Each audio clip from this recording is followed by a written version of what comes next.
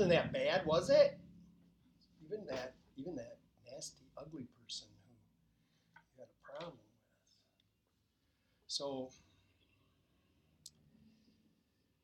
this the talk today the basis is in step 2 in the recovery programs.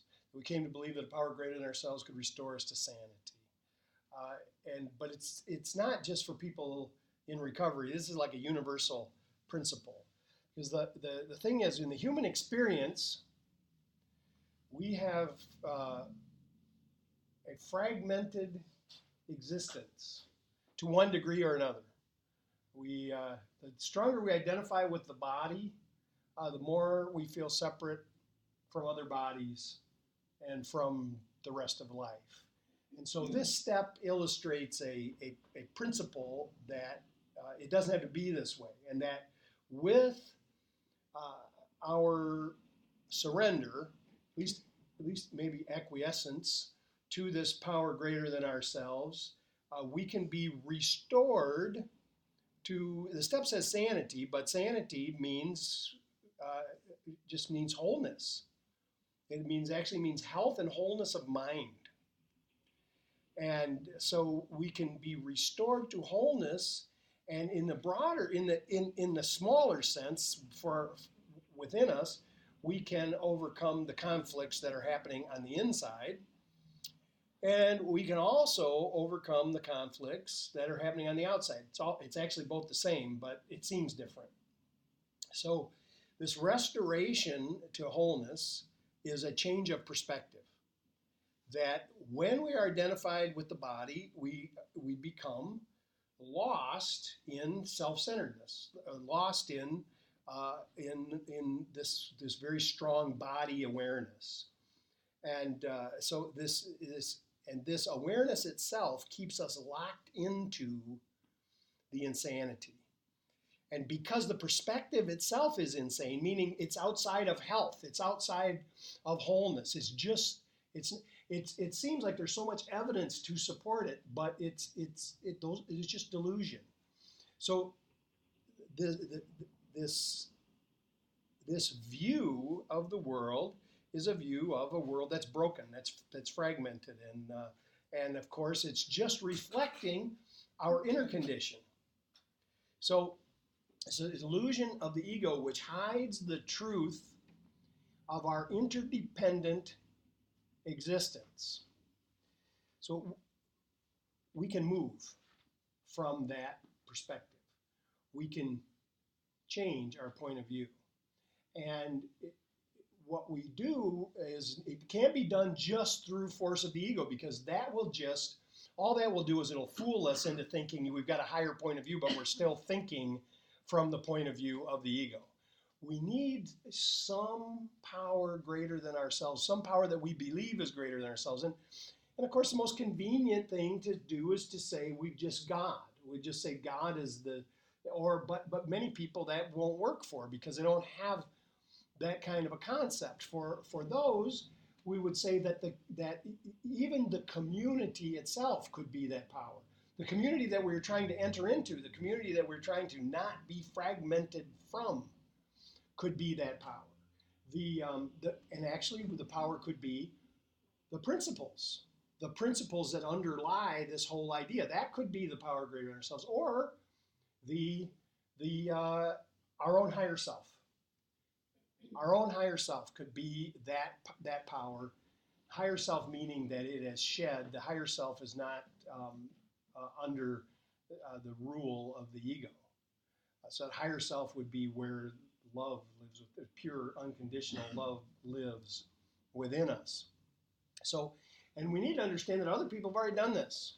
Others have done it. There's some people sitting in the room that have done this. I've done it. I've come back to the other viewpoint a number of times. It seems like it's kind of a revolving door, but I will say it's getting better. So if others have done it, we know that we can do it. This is part of this idea of hope, that perhaps it's possible. And when our view begins to change, we see that what's really going on is that we're all connected, and that the well-being of others is so connected to ours that it is in our own best interest to extend loving kindness to everyone. So this is part of the practice of this restoration to sanity, is to begin to extend this sense of loving kindness to others. Now, the meditation that we did at the beginning is a formal practice that many people do every day, and it will definitely change our minds when we begin to see. So I'll give you a couple of ways that this formal one that we did, just seeing a person in our mind and saying, may you be happy, may you be at peace, may you be free from suffering. A loved one comes to mind who we're worried about, who they seem to be in trouble in some way. They may be sick. They may have gotten themselves into some difficulty. Instead of worrying, we picture them in our mind and we say, may you be happy, may you be at peace, may you be free from suffering. That takes our own self-centered opinions out of our mind as to what we think they should do, and it just sets this like neutral ground, and we're just seeing the best for them. With anyone, this will work. It really actually works best for those that we're mad at, for ourselves, because the ones we're upset with, and it could be the loved one. We could one day, depending on the day, we could be upset with the loved one. But when we do this practice with someone who we're feeling at odds with, it does more for healing the fragmentation than when we do it for someone who we already feel close to. And what's good about this is, see, as we work through these principles in the steps, the forgiveness principle is strongest in step 9. And we're sitting here at step 2. And loving kindness is actually not forgiveness. It's not about forgiveness. It's you can still be all worked up over whatever the issue was, as long as you want. You can still practice the loving kindness, because all it's saying is picture the person in your mind and say, may you be happy, may you be at peace, may you be free from suffering. So you can do that, and still, as soon as you're done, you could still be mad if you want. You could still remember the issue, but every time it causes pain, give them loving kindness. Just give them loving kindness. The other thing that happens when we do this is it seeps into the subconscious. The subconscious doesn't even realize that we're trying to like change our mind, but it changes. It changes our mind. So the sanity returns as we establish the intention to be kind and to give love. And this intention is enough. We intend to be happy, and we intend to share our happiness with all others, regardless of what we think about them in our minds. Because no matter if we're mad at them or not, I believe all of us can generate that wish, that hope, I guess I would say, for them to be happy. So we release worry, and we rely on the faith that grows through love. So the Buddha said about this, and this is really where this loving kindness practice came from, was from Shakyamuni, the Buddha that we all really know most about. And he said that intimacy and caring will fill our hearts as the force of loving kindness develops. And it will bring with it 11 gifts. So here's what's going to happen on this journey back to sanity. We're going to get these. This is what the Buddha says about it. These 11 things we're going to get. You're going to sleep easily. You're going to wake easily. You are going to have pleasant dreams. People will love you. Devas and animals will love you. Devas are like what we would say are angels, right? Now, I'll go back to that. External dangers, this is what the Buddha said. External dangers, poisons, weapons, and fire will not harm you. This is like a big promise coming here, right? These are like the promises, right? So your face will be radiant. Your mind will be serene. will die unconfused, and you will be reborn in happy realms. So, wow, this is like this very cool thing. So here's what happens is that when we're practicing loving kindness, we drop the focus on the small self. So that allows us to fall asleep easily, to awaken easily, and to have pleasant dreams. We end up establishing the self-respect in life. We walk through the life with a grace and a confidence. We have a commitment to not harming, not only to not harming, but actually to helping. We do not have to, if we can rest, we can be at peace, we can stop fighting with ourselves. The feelings we create by harming are painful for both ourselves and for others. Thus, harming leads to guilt, tension, complexity. So sleeping easily, waking easily, it's all the, I think Jack Kornfield said, it's very hard to have a meditation after a day of murder and pillage. So, and you know, and for us, I mean, today, in today's world, most of us aren't actually out there murdering and pillaging literally, but we're doing plenty of it in our minds. So we end up, when we establish this loving kindness practice, we end up with this clear and simple life, free from resentment, fear, and guilt, and it extends itself right into our sleeping, right into our dreaming. And then when we wake up again, we're refreshed. We don't have all of that regret, and you know, this is what I think when I find myself burdened, it's either because I'm holding a resentment or a regret when I go to bed. It could be that I'm worried about some future event. I don't know anything other than those three things. But the next benefit that the Buddha points out is that if we practice, and it's called metta, by the way, M-E-T-T-A. Remember Metta World Peace, basketball player? It's what everybody, like, there were a lot of people who made fun of him, but it was like his intention to practice this metta, to practice this loving kindness, and he wanted everybody to know that was his intention. So this metta practice, what happens is what we receive is love. It is what we get back. It's coming back to us in return for the love that we offer. And it's not because we know we're going to get a return. This doesn't mean that it's some heartless, calculating motivation. You know, I'm just doing it because I'm going to get something. You don't even worry about that. You just know, it's just kind of the faith of it is knowing that when I do this, the benefits just come to me. I don't have to be worried about getting the benefits. They just come. So as we extend into the world gives back the same kind of energy that we're extending. If we extend the force of love, love returns to us. If we're open to the energy of love within us, we notice more of it around us. So it happens at these other levels too. If we're committed in our lives to this force of loving kindness, then people know that they can trust us. See, and this is part of this healing. It's part of bringing us back together into the larger community. They know that we will not deceive them. We will not harm them. We become like this beacon of peace in the world. We become a safe haven for others and a good friend. And then there's this idea of the devas, the angels, right? And other invisible beings. This idea of that in loving practice, then we are protected.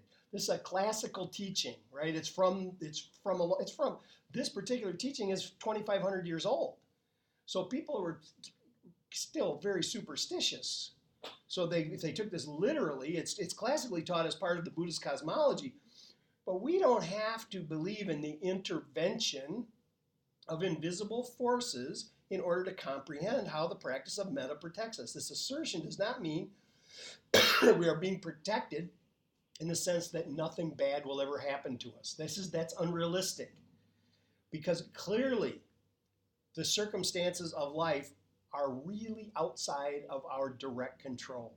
Pleasure and pain, gain and loss, praise and blame, fame and ill repute will continue to revolve in our life.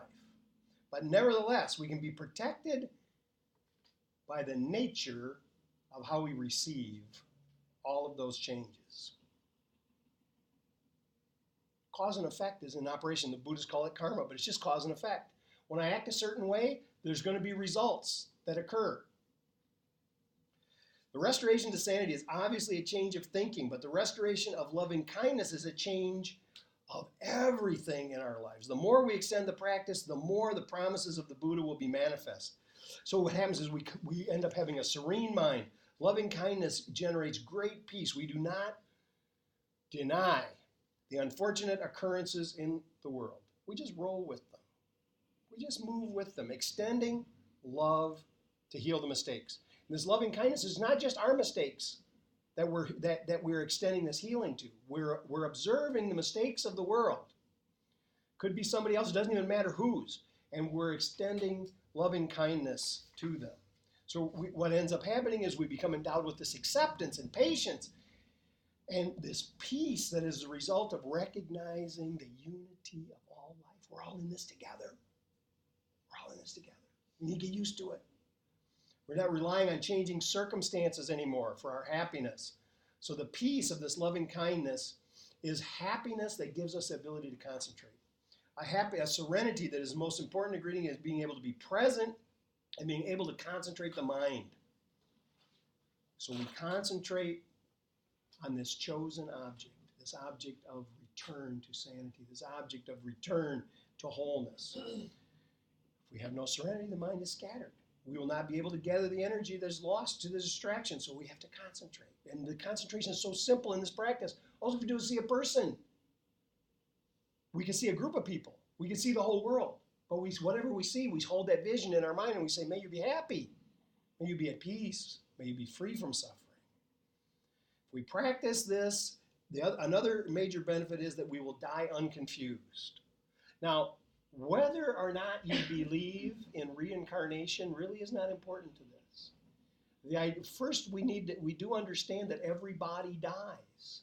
And wouldn't it be better if our dying experience was unconfused and peaceful, preparing us for whatever it is that comes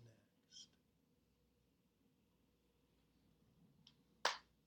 Our habitual ways of thinking, acting, and relating to life tends to be the ones that are strongest at the time of death as well.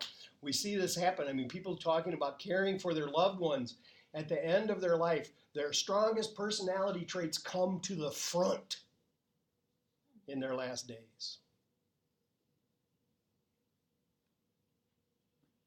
So why not make that loving kindness? But through our own practice.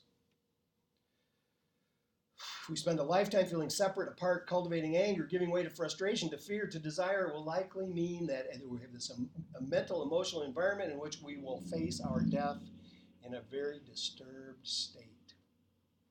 But if we lived our life in a way that honors our connectedness, that reflects our oneness, that cultivates caring and giving, that's likely how we will pass.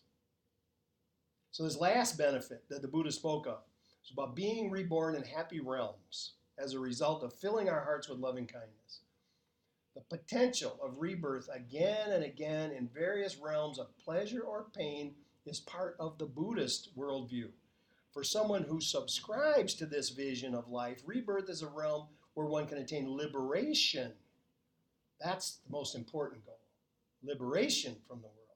For those who don't subscribe to this vision, the benefits of metta can surely be seen to come to us in this lifetime.